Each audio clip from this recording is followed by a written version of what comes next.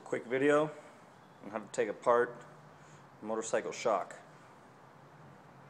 I usually have something here at the top, but you have to compress the spring in order to get that off.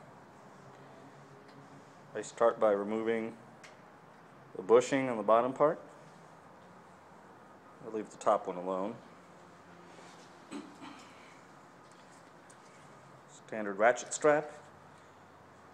Run it through here.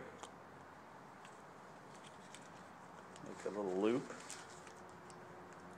And then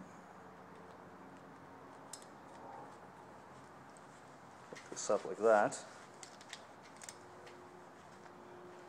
So I ran the hook through there, and then I ran it through the little stitch loop there. Okay. We go to the other end. Okay. Run it right through here.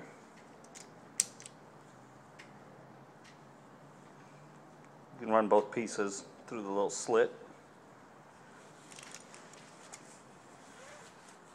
Pull them through. Okay. So now you have this piece here. It comes right out. And then you just carefully let it go, release all the tension. You want to keep your fingers out of there. You'll end up with a bit of a bruise. Okay. So